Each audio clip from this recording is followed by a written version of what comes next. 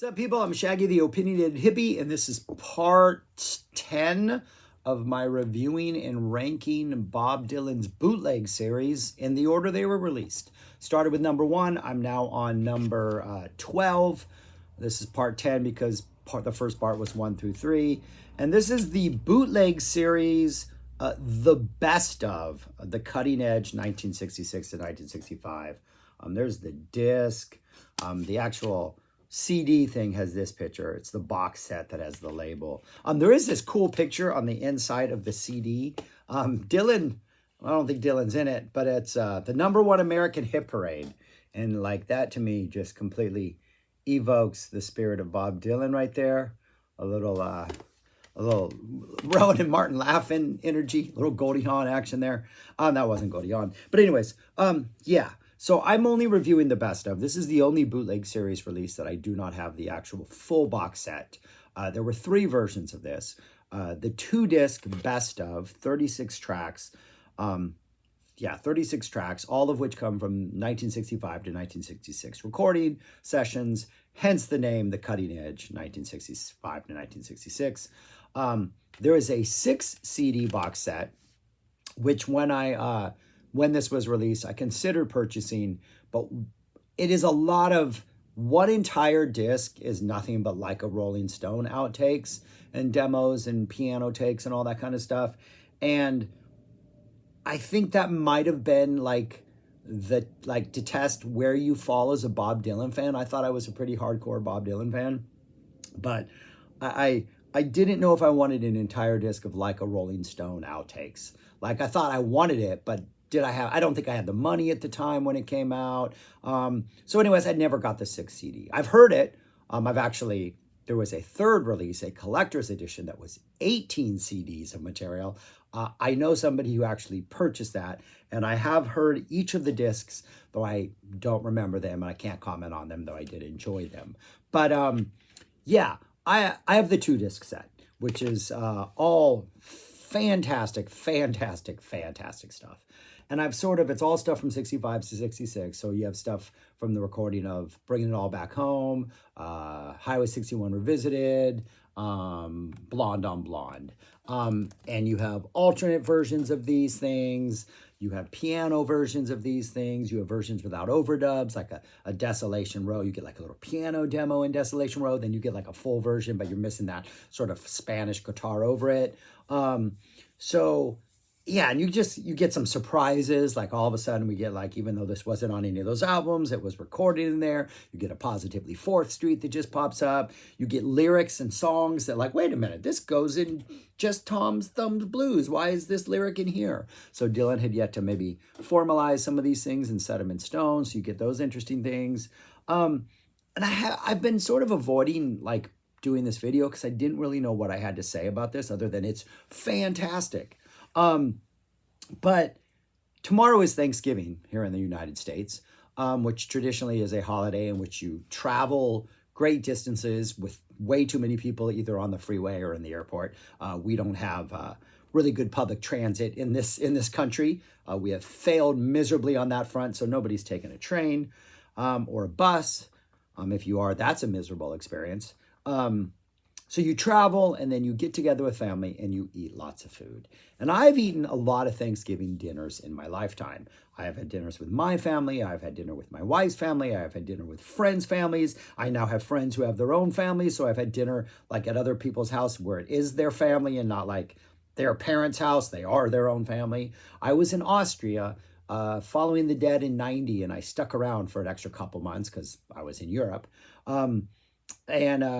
I was in Graz at a bar on Thanksgiving in 1990, and the owners of the bar, a married couple, probably mid-50s, started talking to them, and they reminded me that it was Thanksgiving that day.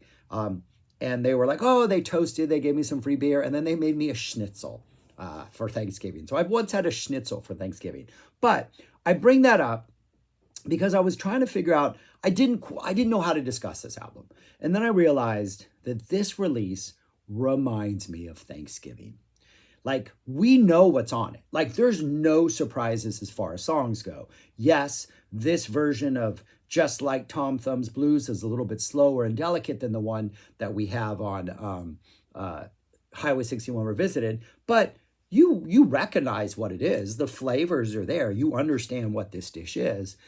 And it's kind of like going to a Thanksgiving dinner. And if it's at my family, I know what the turkey's going to be like. I generally know, my grandma was going to make the mashed potatoes and there's going to be cornbread and you know what's going to be there.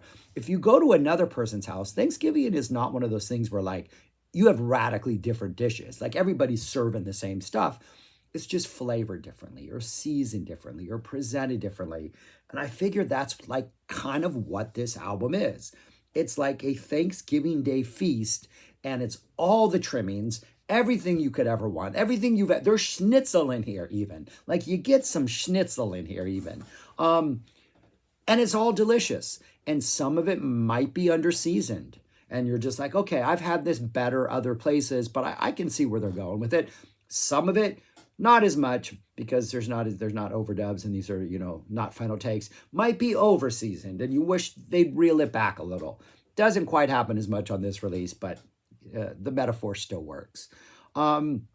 Sometimes you're just like, oh, there's a raisin in here. How did that happen? Or why is there a raisin in here? Because even Bob makes mistakes and sometimes they keep them or, obviously didn't finally release them. So it's just a delicious feast. And the thing is, at this point in my life, like I've had a lot of Thanksgivings, right? I've had a couple scores worth of Thanksgiving meals. I once had Thanksgiving. My stepdad works in the music industry, not in the music industry, in the movie industry. He does music editing for movies. We had Thanksgiving dinner at the Forbes' house in Laguna Beach, California.